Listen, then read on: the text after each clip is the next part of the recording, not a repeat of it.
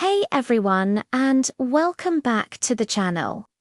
Today we're re-diving into a serious and developing situation that's impacting millions of people across the United States. We're talking about the massive winter storms that have been sweeping across the country, creating widespread emergency conditions and putting a major strain on communities from coast to coast. This isn't just your typical winter weather.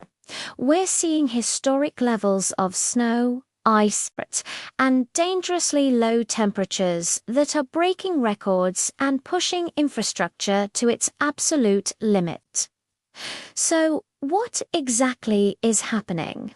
A series of powerful Arctic blasts fueled by moisture from the Pacific and the Gulf of Mexico have converged to create a perfect storm, or rather, a series of perfect storms.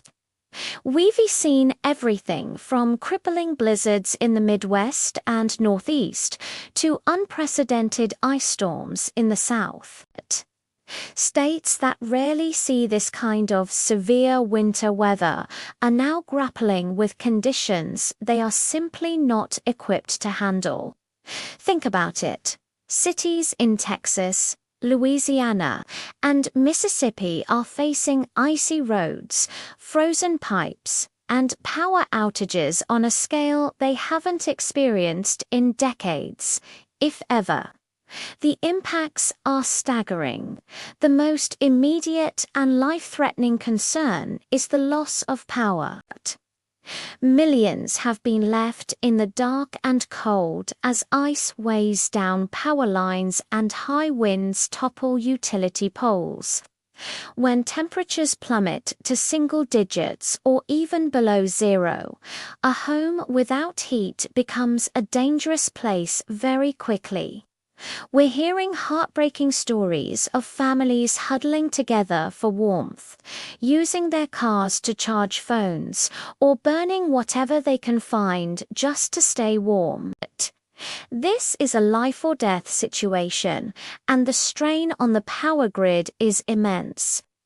In places like Texas, the energy infrastructure was pushed to the brink of collapse, leading to rolling blackouts that were intended to prevent a total grid failure, but which left countless people vulnerable for extended periods.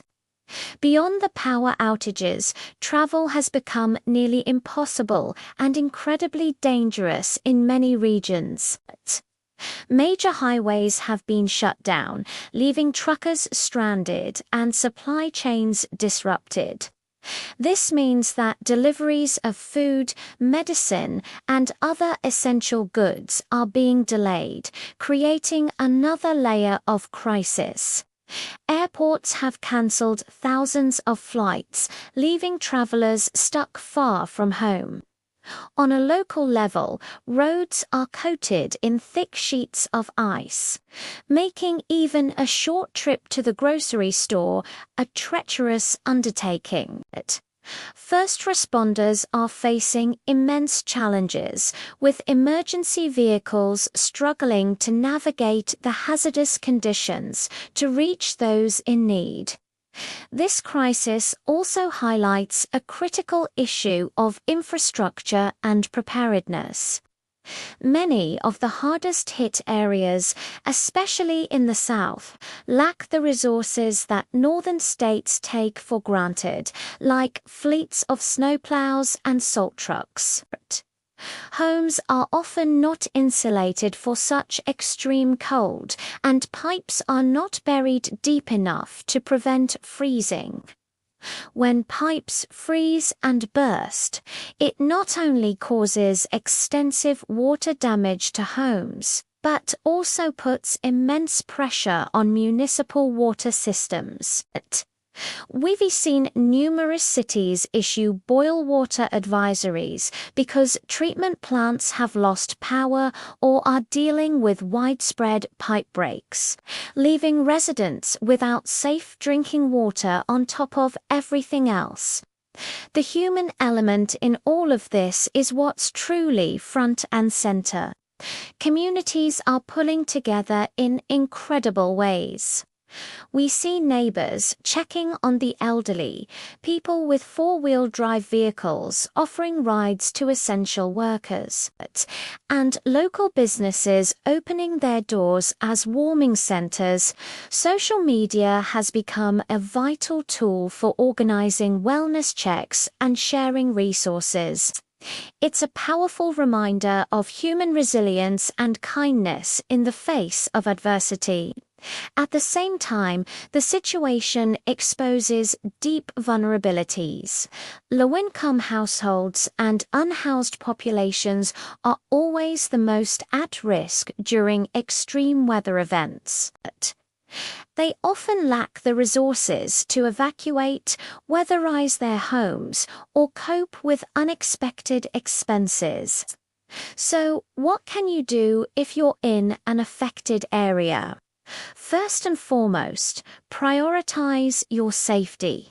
Stay informed by listening to local authorities and weather reports. If you have power, keep your devices charged. If you don't, conserve your phone battery for emergencies. Dress in layers and block drafts from windows and doors. Never use a gas stove or oven to heat your home, and only use generators, grills, or camp stoves outdoors and away from windows to prevent carbon monoxide poisoning. Check on your neighbors, especially the elderly or those with medical conditions. A simple phone call can make a huge difference. If you need a safe, warm place, find out where the nearest warming centers are located. If you're outside the affected areas and want to help, there are many ways to contribute. Reputable organizations like the American Red Cross and local food banks are on the ground providing shelter, food, and support. A financial donation is often the most effective way to help, as it allows these organizations to purchase exactly what is needed most. Be wary of individual online fundraisers unless you personally know and trust the source. Boosting official information and resources from emergency management agencies on your social media can also help combat misinformation and ensure people get the help they need. Looking ahead, this massive weather event serves as a stark warning. As our climate continues to change, scientists predict that extreme weather events like this will become more frequent and more intense. This isn't a political statement. It's a scientific reality that we are seeing play out in real time. These events are a stress test for our infrastructure, our emergency response systems, and our communities. It forces us to ask tough questions. Are our power grids resilient enough? Are our cities prepared for weather they've never seen before? Are we doing enough to protect our most vulnerable citizens?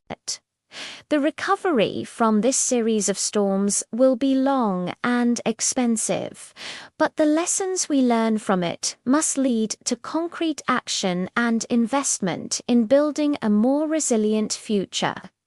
We will continue to monitor this situation as it unfolds. Our thoughts are with everyone who is currently struggling through this emergency. Please stay safe, look out for one another, and don't hesitate to reach out for help if you need it. There are people and resources available to support you. If you are feeling overwhelmed or are in distress, please know that help is available. You can call or text the 988 Suicide and Crisis Lifeline at any time to connect with a trained counselor. It's free, confidential, and available 24/7. Thank you for watching, and we'll see you in the next video. Stay warm.